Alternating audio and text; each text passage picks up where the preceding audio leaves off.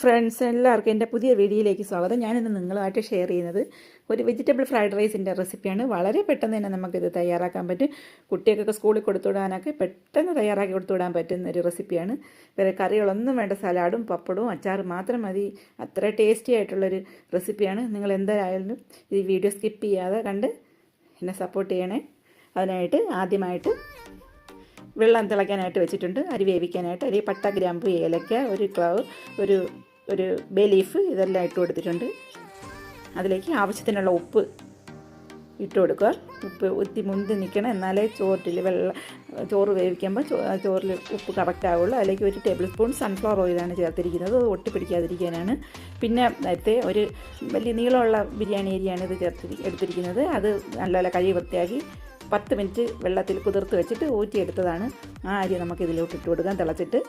അതിൽ ഇതൊരു 90% വെന്ത് വന്നാൽ മതി. ഫ്രൈഡ് റൈസിന് അധികം വെന്ത് പോകുന്നത് കൊള്ളിൽ. ഇത് അടച്ച് വെച്ച് ഒന്ന് കുക്ക് ചെയ്ത് 15 മിനിറ്റിനകത്ത് ഇത് കുക്കായി വന്നിട്ടുണ്ട്, നല്ല വെന്ത് വന്നിട്ടുണ്ട്. നമുക്കിത് ഊറ്റിയെടുക്കാം. നിങ്ങൾക്ക് ആവശ്യമില്ലെങ്കിൽ ആ ബേ ലീഫും പട്ട, ഗ്രാമ്പും എല്ലാം എടുത്ത് മാറ്റാവുന്നതാണ്. അത് മാറ്റി വയ്ക്കാം.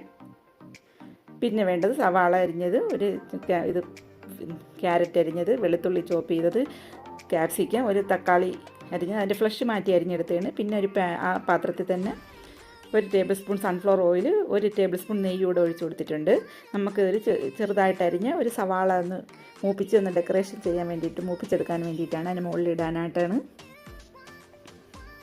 അതൊരു 3/4 ഭാഗം വെന്ത് വരുമ്പോൾ അണ്ടിപ്പരിപ്പും മുന്തിരിങ്ങയും കൂടെ അതും കൂടെ നമുക്ക് വറുത്തെടുക്കാം. നമുക്കിതൊന്നിട്ട് കോരി മാറ്റാം. എന്നിട്ട് അതിലേക്ക് വീണ്ടും 1 ടേബിൾ സ്പൂൺ നെയ്യ് കൂടെ ഒഴിച്ച് കൊടുക്കണം. ഇത് ഞാൻ വീട്ടിൽ തന്നെ തയ്യാറാക്കിയ നെയ്യാണ്, അതിൻ്റെ വീഡിയോ ഞാൻ ഇട്ടിട്ടുണ്ട്. പിന്നെ ചെറിയതായിട്ട് അരിഞ്ഞ വെളുത്തുള്ളി ഇട്ട് ഒന്ന് പച്ച മണം മാറുന്നവരെ ഒന്ന് വഴറ്റിയെടുക്കുക. അതിലേക്ക് ഒരു സവാള ചെറുതായിട്ട് അരിഞ്ഞതും ക്യാരറ്റും കൂടെ ഇട്ട് ഒന്ന് സോട്ട് ചെയ്തെടുക്കുക. ഇത് 2 മിനിറ്റിനകത്ത് ഒന്ന് സോട്ട് ചെയ്തെടുത്താൽ മതി. ഇതിന് കൂടുതലൊന്ന് വേവിച്ചാൽ അതിൻ്റെ നിറം മാറിപ്പോവും. അതുവരെ ഒന്നും വെയിറ്റ് ചെയ്യേണ്ട, ഒന്ന് വഴന്ന് വന്നാൽ മതി. ഇതിന് പിടിക്കാൻ വേണ്ടി ആവശ്യത്തിന് ഇതിൽ ക്യാരറ്റിൽ വേണ്ടി മാത്രം ഒരു പിഞ്ച് ഉപ്പ് കൂടെ നമുക്ക് ഇട്ട് കൊടുക്കാം.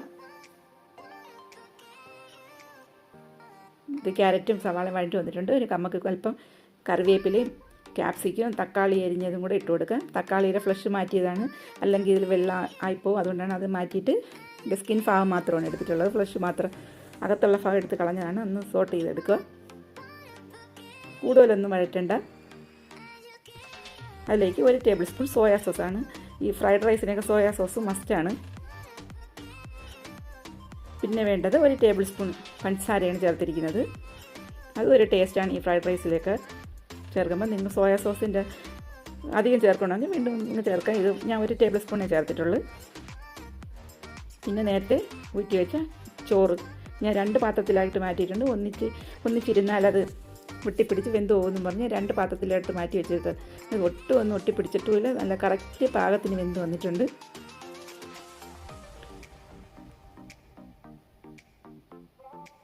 നമുക്കൊന്ന് ഇളക്കി കൊടുക്കാം.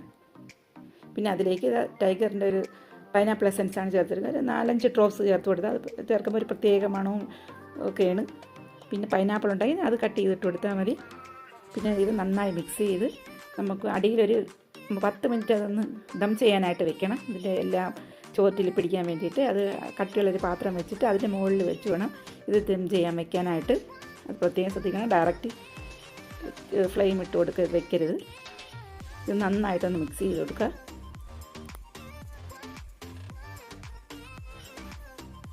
പിന്നെ എൻ്റെ ഈ വീഡിയോ ആദ്യമായിട്ട് കാണുന്നവരാണെങ്കിൽ ഒന്ന് സബ്സ്ക്രൈബ് ചെയ്യാൻ മടിക്കരുത്. നിങ്ങൾ ലൈക്ക് ചെയ്യുക, നിങ്ങളുടെ അഭിപ്രായം കമൻറ്റായിട്ട് രേഖപ്പെടുത്തുക. ഞാൻ അടിയിലൊരു പാത്രം വെച്ചിട്ടാണ് ഞാനിത് വെച്ച് കൊടുത്തിരിക്കുന്നത്. ഡയറക്റ്റ് ഫ്ലെയിമിൽ വെക്കരുത്. എന്നിട്ട് അണ്ടിപ്പരിപ്പും മുന്തിരിങ്ങയും ഒക്കെ വറുത്തതും എല്ലാം അതിൻ്റെ മുകളിലൊന്ന് ഡെക്കറേറ്റ് ചെയ്ത് കൊടുക്കുക. പിന്നെ ലൈക്ക് ചെയ്യുക, എല്ലാവരും ലൈക്ക് ചെയ്യാൻ മറക്കരുത്. ഇത് കുറച്ച് ടൂട്ടി ഫ്രൂട്ടിയാണ്. നിങ്ങളെ ഉണ്ടെങ്കിൽ ഇട്ട് കൊടുത്താൽ, ഞാനിവിടെ ഇരുന്നുകൊണ്ട് ഇട്ട് കൊടുത്തതേ ഉള്ളൂ. അത് ഓപ്ഷണലാണ്. ഇത് 10 മിനിറ്റ് ഒന്ന് അടച്ചു വെച്ച് ഒന്ന് ദം ചെയ്യണം. അതിനുശേഷം എടുത്തതാണിത്.